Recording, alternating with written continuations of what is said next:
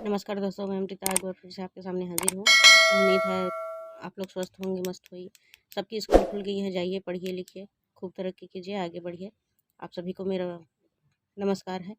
तो आइए आज हम पाठ 14 देखते हैं, जिसके शीर्षक है रेशम, चंदन और सोने की धरती कर्नाटक। कहाँ है ये? कर्नाटक में है। इसके लेखक के बारे में कहा जाए तो ये लेखक मंडल द्वारा लिखा गया है। कर्नाटक क्या है? कर्नाटक दक्षिण भारत का एक प्रमुख राज्य है। कर्नाटक दक्षिण भारत का एक प्रमुख राज्य है। अपने गौरवशाली इतिहास तथा विशिष्ट संस्कृति के कारण इस राज्य ने देशवासियों और विदेशियों का भी ध्यान अपनी ओर आकर्षित कर लिया है। यह राज्य क्या है? हमारे देशवासी और जो विदेशी आते हैं उनका भी ध्यान इसने आकर्षित किया है। तो चलिए इसके बारे में पढ़ते हैं। आइए देखते हैं। दक्षिण भारत में काजू के आकार का एक राज्य है। दक्षिण भारत में क्या है? काजू के आकार का एक राज्य है। कर्नाटक दक्षिण भारतीय चारों राज्यों आंध्र प्रदेश, केरल, तमिलनाडु और कर्नाटक में इसका प्रमुख स्थान है। कहाँ कहाँ स्थान है इसका? दक्षिण भारत के चारों राज्यों। पहला कौन सा है? आंध्र प्रदेश, केरल, तमिलनाडु और कर्नाटक इसका प्रमुख स्थान है। कर्नाटक के उत्तर में महाराष्ट्र तथा पूर्व में आंध्र प्रदेश है। कर्नाटक की उत्तर दिशा में क्या है? महाराष्ट्र, और पूर्व दिशा में क्या है? आंध्र प्रदेश। इसकी दक्षिणी सीमा केरल और तमिलनाडु से जुड़ी हुई है। इसकी दक्षिणी सीमा कहाँ जुड़ी हुई है? केरल और तमिलनाडु से जुड़ी हुई है। कर्नाटक की पश्चिमी सीमा गोवा तथा अरब सागर को स्पर्श करती है। कर्नाटक की पश्चिमी सीमा किसको करती है?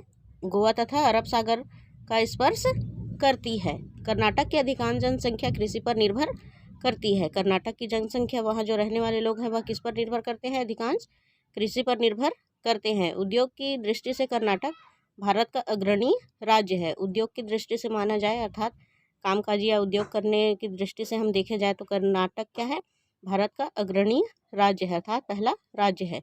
सूचना प्रौद्योगिकी संबंधित उद्योगों के कारण कर्नाटक की पहचान दुनिया भर में हो गई है। सूचना प्रौद्योगिकी के कारण क्या है? कर्नाटक की पहचान पूरी दुनिया में हो गई है। यहाँ दूरसंचार, बैंकिंग, इस्पात, सीमेंट, काफ़ी, रेशम उद्योग आदि बड़े स्तर पर संचालित किए जाते हैं। कर्नाटक में क्या क्या संचालित होता है? बैंकिंग, इस्पात, सीमेंट, काफ़ी, रेशम उद्योग आदि यहीं पर क्या होता है? संचालित होता है। कर्नाटक में सोने की खान कोलार नामक स्थान है। कर्नाटक में क्या है? एक सोने की खान है, उसको क्या कहते हैं? कोलार नाम से जाना जाता है। कर्नाटक की संपन्नता का कारण सोने की खान, चंदन के वृक्ष और रेशम है। कर्नाटक जो है क्या है? संपन्न है। इसका मुख्य कारण क्या है? सोने की खान, चंदन के वृक्ष और रेशम है। कर्नाटक के वनों में चंदन के वृक्ष बहुत पाए जाते हैं। कर्नाटक के वन में किसके वृक्ष अधिक मात्रा में पाए जाते हैं? चंदन के वृक्ष अधिक मात्रा में पाए जाते हैं। चंदन की लकड़ी, तेल, इत्र, अगरबत्तियां, सुगंधित पाउडर आदि कर्नाटक के चंदन वनों के प्रमुख उत्पाद हैं। चंदन की लकड़ियाँ, वृक्ष जो पाए जाते हैं उसके क्या क्या है? चंदन की लकड़ियाँ, तेल है, सुगंधित इत्र है, अगरबत्तियाँ हैं, सुगंधित पाउडर है आदि कर्नाटक के चंदन वनों के प्रमुख उत्पाद में से एक है। कर्नाटक के प्रसिद्ध राष्ट्रीय उद्यानों में बांदीपुर टाइगर रिजर्व, कर्नाटक में जो प्रसिद्ध राष्ट्रीय उद्यान है उसमें क्या है? बांदीपुर टाइगर रिजर्व बहुत ज़्यादा प्रसिद्ध है। हाथियों के झुंड को मस्त मौला आज़ाद में सड़क पर पार करते या जल स्रोत के पास क्रीड़ा करते सहज ही देखा जा सकता है। कर्नाटक में क्या है? हाथियों का बहुत बड़ा झुंड है, जिसे क्या करते देखा जा सकता है? मस्त मौला अंदाज में या तो सड़क पार करते देख सकते हैं या जल स्रोतों के आसपास झुंड में देखा जा सकता है। चीतल, बारहसिंगा, तेंदुआ, वहाँ क्या क्या देखा जाती? चीतल, बारहसिंगा, तेंदुआ, सांभर सहित कई अन्य जीव वहाँ पाए जाते हैं। कर्नाटक के प्रमुख शहरों में बंगलूर हो गया है। अब कर्नाटक के प्रमुख शहरों में क्या है? बेंगलोर, मैसूर, हुबली, बेलगाम तथा मैंगलोर है। कर्नाटक के प्रमुख शहरों में क्या है? बेंगलोर, मैसूर, हुबली, बेलगाम तथा मंगलौर है। बेंगलोर कर्नाटक की राजधानी है। कर्नाटक की राजधानी कहाँ है?